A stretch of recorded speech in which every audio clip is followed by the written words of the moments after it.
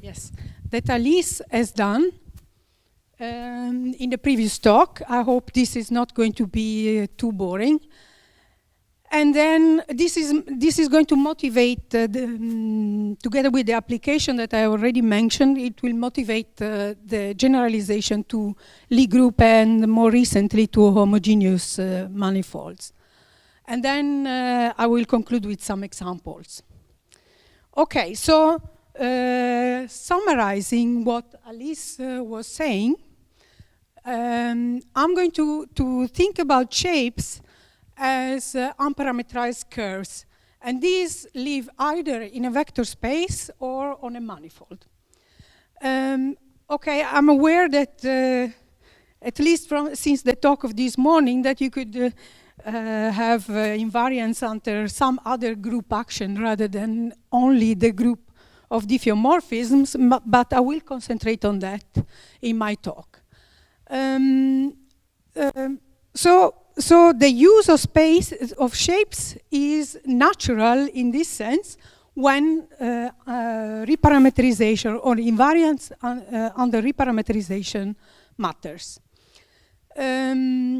So what we have in my context, I will look at curves which are immersions. Say we start with the vector space, immersion of on a vector space. So I will assume that the derivative is not vanishing. And then I will call this pre-shaped space.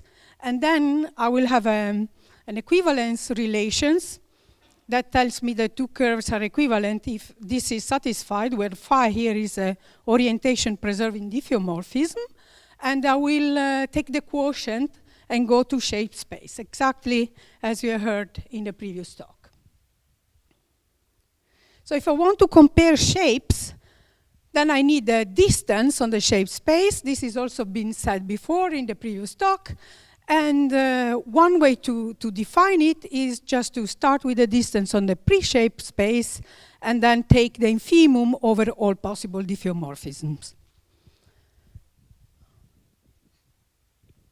And as Alice already mentioned, if your distance is reparameterization invariant, then, which means that is invariant under the diagonal action of the diffeomorphism group in this way, then it goes down on the shape space in a nice way. So it gives you a well-defined distance on the shape space. Okay, how do we define a distance on the pre-shape space? We put a metric, a Riemannian metric, on the pre-shape space, and we take the length of the shortest path between 2 points on the pre-shape space.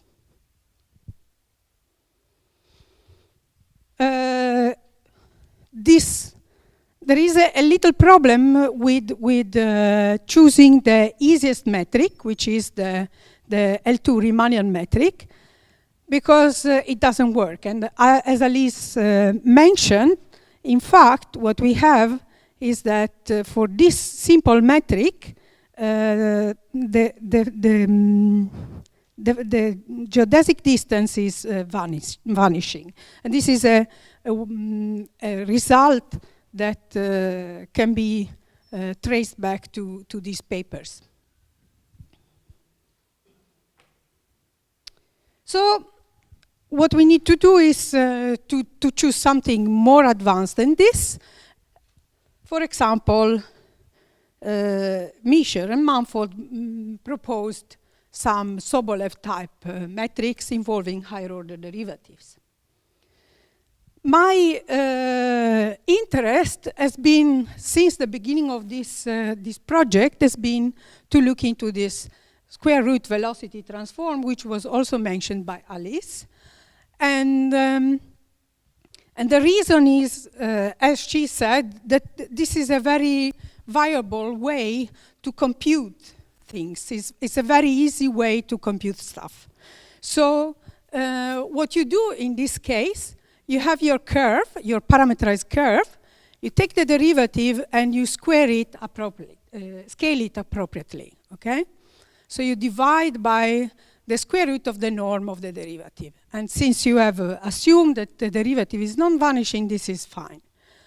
And in the end, when you have transformed your curve this way, what you do, you take the usual L2 inner product of the transformed curve, and this gives you the distance. What you obtain with this simple procedure is that the obtained distance is, in fact, reparameterization invariant, and so it boils down to something meaningful on the shape space, and it is not zero on the shape space. So this approach has been vastly applied and analyzed by this group from Florida, which was mentioned also this morning in the talk on shape analysis. And in fact, we also liked it very much because it's so easy to apply. Okay, now before I go and say something more about the work I've done, I'd like to motivate. So what we were interested in was virtual character motion, and in particular skeletal character motion. So what you have in computer animation of virtual characters, you have a character which is made by a skeleton and the surface on top of the skeleton. And this surface is moving according to the movement of the skeleton. So if you want to move your character, you have to move your skeleton, and the surface follows. And what is an animation? An animation is a time curve from an interval of time into a space, configuration space, which is made of a number of copies of SO3. And how does this work? To each of the joints, to each of the nodes in this tree of the skeleton, you attach an attitude rotation, essentially. Because this will tell you, with respect to a reference frame, how the bone attached to this point is the attitude of the bone in space. So this is giving you time curves. And now I have to tell you why, or at least to give you an idea of why in these sort of problems one would like to apply, to consider shapes. And the reason is the following. Suppose that you want to, or at least an idea. Suppose that you want to make a comparison between an animation of a person or a character running and a character walking. The difference in between running and walking is not just speed. So speed would be reparameterization in this case. So if you want to make a metric that singles out running is different from walking, then you have to do something which is reparameterization invariant. It makes sense. Okay. So another application in this context would be that, say that you want to interpolate between a running animation and a jogging animation, and you would like your character to run at different speeds, or your character to go over an obstacle of different sizes. This is something that you would be able to do by computing geodesics in this space of animations. Okay. So the way we generalize our framework, the SRVT framework on manifolds, is by thinking as follows. The square root velocity transform, if you look at it, how it's defined in vector spaces, is given by three essential mappings composed, or tasks, if you want. You differentiate your curve, then you have a transport. In the case of vector spaces, this is trivial. There is no transport, in fact. And then you have a scaling. So for generalizing this thing to manifolds, then you need to sort of include this transport part. In our framework, what we are going to do is to use, since we are restricting to Lie groups and homogeneous manifolds, what we're going to do is to use Lie group actions. And this is to solve this middle part of the problem. So let me tell you about how this goes with Lie groups. With Lie groups is rather simple. So again, you have to define your SRVT, you have your differentiation, you have the transport, and this is just take your curve and you transport it to the Lie algebra to get a Lie algebra curve by a simple right trivialization in this case.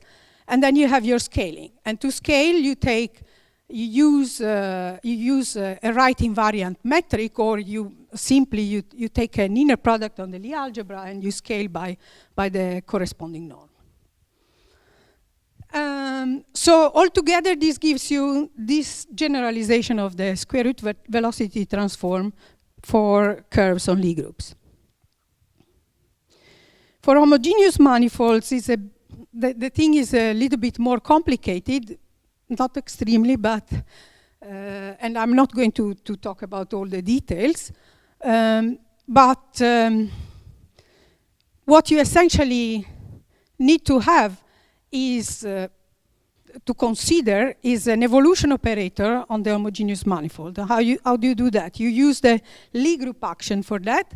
You say that this evolution operator starting at C0 is a point on the manifold, takes curves in the Lie algebra into curves on the manifold. And how does it do it? It solves this simple differential equation, which is linear because it's including just the curve that you know, that you input, that is a known curve in the Lie algebra, and then it uses the derivative of the Lie group action to define the vector field. So you need these evolution operators that sends curves in the Lie algebra to curves on the manifold. And then, in order to define the transport part of your algorithm, what do you do? Well, you need to find a map, which alpha, which together with the differentiation map, it gives you a right inverse of the evolution operator. So it gives you back this identity. So if you are able to do so, then you are able to define a square root velocity transform in the usual way. So you differentiate your curve, you apply the transport, and then you scale with respect to the square root velocity, the square root of the norm of the transported curve.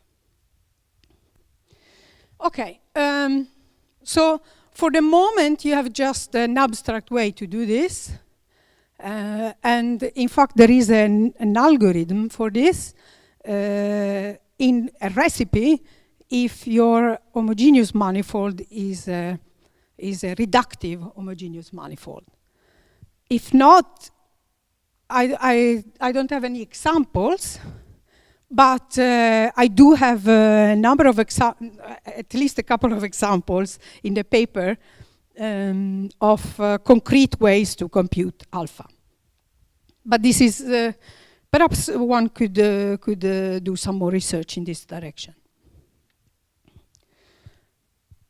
Okay, so now with this framework, we do have a reparametrization metric, invariant distance on the pre-shape space, which is defined as before. And we do have a very simple way to compute the distance on or at least to define the distance on shape space. So you take the infimum overall diffeomorphism of this simple thing. Here you transform the curves, take the L2 distance between them, and this is simple.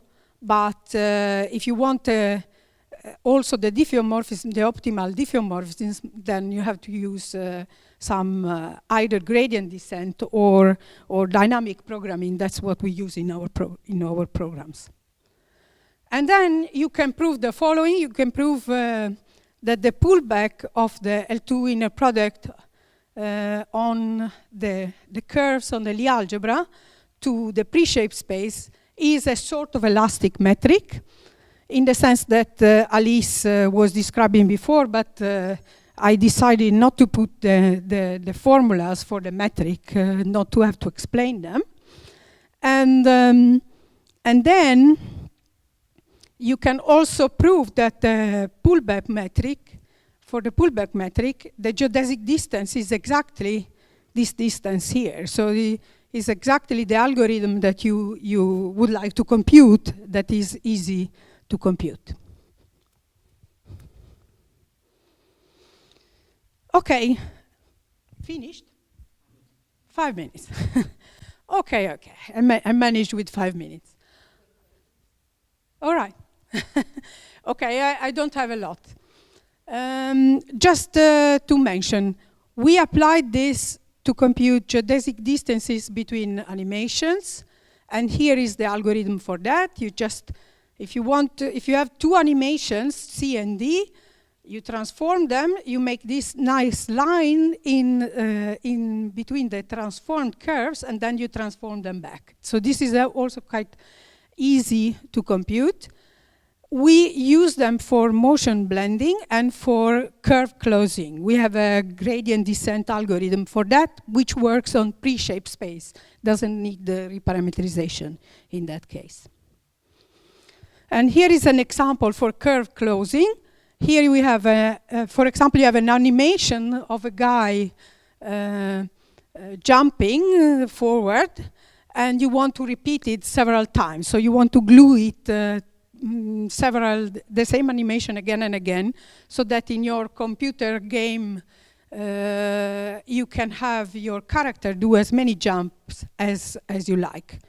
And if you see here, you have some gaps because the animation is not precisely periodic. It's not a periodic curve. So, but with our algorithm, with our gradient descent algorithm on the manifold on the pre-shaped space, we are able to close these curves. This is a simple, perhaps, application, but it was fun to do. And here you see the difference. In fact, it's quite unpleasant just to glue the animations together. These gaps here, which are due to the fact that the animation is not periodic, they are quite unpleasant to see. They give you a bad feeling. And here is after the algorithm is run, the gaps are closed. And I will end up with this list of references, and I thank you very much for your attention.